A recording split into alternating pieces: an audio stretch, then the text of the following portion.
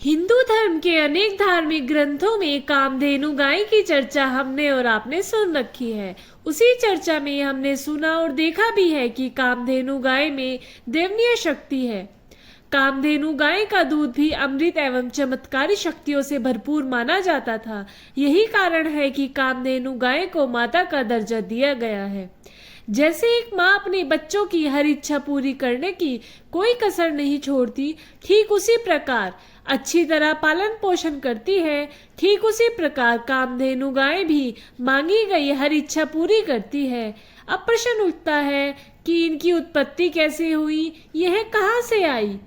इसी प्रश्न को आगे बढ़ाते हुए इसके उत्तर की तरफ बढ़ते हैं।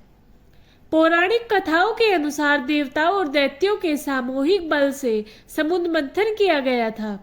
समुद्र मंथन से कई बहुमूल्य रत्नों की प्राप्ति हुई थी, जैसे कि पवित्र अमृत, सुंदर अप्सराएं, हीरे जवाहरात, शंख, पवित्र वृक्ष, चंद्रमा आदि। माता लक्ष्मी की भी प्राप्ति इसी समुद्र मंथन से की गई थी। इसी समुद्र मंथन के दौरान क्षीर सागर से कामधेनु गाय की भी प्राप्ति हुई थी। पौराणिक कथाओं के अनुसार कामधेनु गाय में 33 प्रकार के देवी देवताओं का वास है। इसमें 12 आदित्य, 8 वसु, 11 रुद्र और 2 अश्विन कुमार देवी देवता है।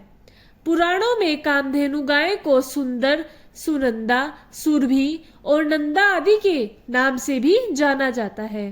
कामधेनु गाय से संबंधित कई कथाएं प्रचलित है। इनमें से एक कथा अभी मैं आपको बताने जा रही हूँ। यह कथा भगवान परशुराम जी से जुड़ी है। कथा कुछ इस प्रकार है भक्तों। एक बार भगवान परशुराम जी के पिता महर्षि जमदग्नि और माता रेणुका के आश्रम में उस समय के राजा सहस्त्रार्जुन अपनी सेना के साथ भूखे प्यासे और थके हुए पहुंचे। पहले की रीत थी कि राजा महाराजा जब शिकार खेलने निकलते थे और वे शिकार खेलते खेलते दूर निकल आते थे और जब उन्हें थकावट और भूख प्यास महसूस होती थी, तब वे वन में ही बने ऋषि मुनि के आश्रम में जाकर विश्राम के साथ साथ ऋषि मुनियों का आशीर्वाद भी प्राप्त करते थे। ऋषि मुनि अपने अपने सामर्थ्य के अनुसार राजा महाराजाओं का अतिथि सत्कार करते थे। जब राजा सहस्त्रार्जुन ने महर्षि जमदग्नि के आश्रम में प्रवेश किया तो वे अकेले नहीं थे, बल्कि उनके साथ उनकी पूरी सेना भी थी।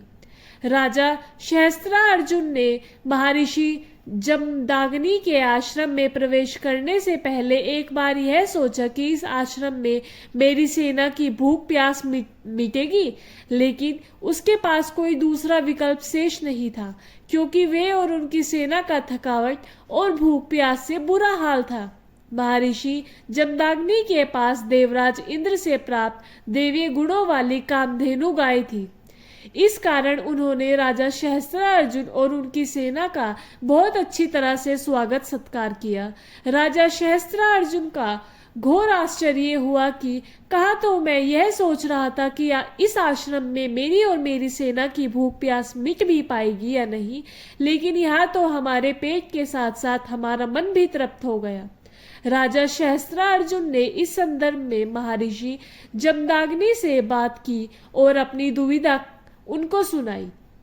महर्षि जमदग्नि ने राजा सहस्त्रार्जुन की दुविधा को दूर करने के प्रयोजन से उन्हें कामधेनु गाय के बारे में बताई और राजा सहस्त्रार्जुन को कामधेनु गाय के सम्मुख ले गए और राजा सहस्त्रार्जुन को दिखाया कि कैसे एक ही क्षण में कामधेनु गाय ने राजा सहस्त्रार्जुन और उनकी सेना के लिए उत्तम और स्वादिष्ट भोजन का प्रबंध कर दिया।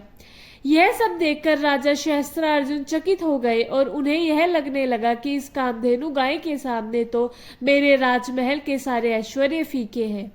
अगर यह कामधेनु गाय मुझे मिल जाए तो मैं संपूर्ण हो जाऊं, मेरे पास किसी भी वस्तु का अभाव नहीं होगा।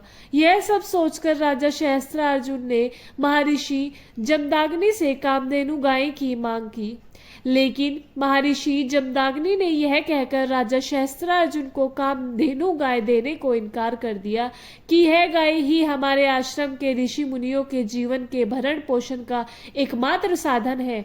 महर्षि जमदाग्नि की बातों को सुनकर राजा सहस्त्रार्जुन को बहुत क्रोध आया और उन्होंने अपनी सेना के साथ मिलकर महर्षि जमदाग्नि के आश्रम को तहस नहस कर दिया और कामधेनु गाय को अपने साथ ले जाने के उद्देश्य से ही राजा सहस्त्रार्जुन ने कामधेनु गाय को पकड़ने के लिए अपना हाथ बढ़ाया।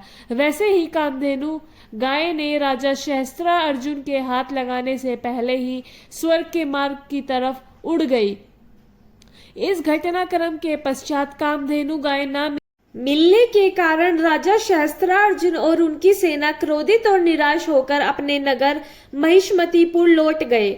महर्षि जमदाग्नि और उनकी पत्नी रेणुका को यह देखकर बहुत दुख हो रहा था कि उनका आश्रम भी उजड़ गया और कामधेनु गाय भी चली गई। कुछ समय पश्चात भगवान परशुराम जी महर्षि जमदाग्नि के पुत्र आश्रम लौटे और जब उन्होंने अपने पिता के आश्रम को तहस नहस और उजड़ा हुआ देखा तो उन्हें भी बहुत क्रोध आया। अपनी माता रेणुका से उन्हें सारी बातें जो पूर्व समय में घटित हुई है ज्ञात हुई। यह सब सुनकर भगवान परशुराम जी क्रोध में भरकर राजा सहस्त्रार्जुन और उनकी सेना का सर्वनाश करने का संकल्प लेकर राजा सहस्त्रार्जुन के नगर महिष्मतीपुर पहुंचे। राजा सहस्त्रार्जुन और भगवान परशुराम के बीच भीषण युद्ध हुआ। अंत में भगवान परशुराम ने राजा सहस्त्रार्जुन की हजारों भुजाएं और धड़ अपने शस्त्र परशु से काटकर उसका वध कर दिया। इसके पश्चात भगवान परशुराम अपने पिता के आश्रम में पहुंचे। महर्षि जमदाग्नि ने अपने पुत्र भगवान परशुराम को वध का प्रायश्चित करने के लिए हरिद्वार तीर्थ स्थल जाकर तपस्या करने के लिए कहा। भगवान परशुराम तीर्थ स्थल पर जाकर तपस्या में लीन हो गए। इधर जब राजा सहस्त्रार्जुन के पुत्रों को भगवान परशुराम के तीर्थ स्थल पर जाने की सूचना मिली, वे सब अपने पिता की मृत्यु का बदला लेने के लिए महर्षि जमदाग्नि के आश्रम आ गए। उस समय आश्रम में केवल महर्षि जमदाग्नि और उनकी पत्नी रेणुका ही थी।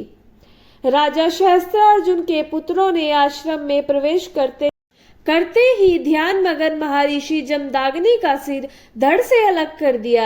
जब इस दृश्य को महर्षि जमदाग्नि की पत्नी रेणुका ने देखा तो वो चिल्लाते हुए अपने पुत्र परशुराम को पुकारने लगी। परशुराम जी की माता को बचाव के लिए पुकारते देखकर सहस्त्रार्जुन के पुत्रों ने उनको भी मारना शुरू कर दिया और जब सहस्त्रार्जुन के पुत्रों को लगा कि परशुराम जी की माता भी मर गई है तो वो वापस अपने नगर महिष्मतीपुर लौट गए। जब भगवान परशुराम जी की माता रेणुका ने उन्हें पुकार रही थी उस वक्त भगवान परशुराम तपस्या में लीन थे, लेकिन अपनी माता की आवाज से उनकी तपस्या भंग हो गई और भगवान परशुराम अपनी शक्तियों की बदौलत तुरंत ही अपने आश्रम को लौट आए। अपने आश्रम की दुर्दशा और अपने पिता को कटा हुआ सिर देखकर भगवान परशुराम का क्रोध चरम सीमा पर पहुंच गया और अपने पिता के कटे हुए सिर और धड़ को अपने भाइयों को सौंपकर वे राजा सहस्त्रार्जुन के नगर महिष्मतीपुर पहुंचे। वहां पहुंचकर सहस्त्रार्जुन के बचे हुए पुत्रों को भगवान परशुराम ने मार डाला। अपने आश्रम को लौट आए। आश्रम में आकर भगवान परशुराम ने अपने पिता के शरीर को कुरुक्षेत्र में ले जाकर मंत्र की सहायता से अपने पिता के सिर को धड़ से जोड़ दिया। इस तरह उनके पिता महर्षि जमदाग्नि पुनः जीवित हो गए।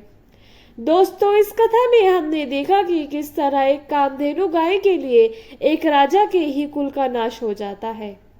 भक्तों, ये थी आज की वीडियो अच्छा लगे तो लाइक करें, चैनल को सब्सक्राइब करें और आप सभी को राधे राधे, जय श्री राधे कृष्णा।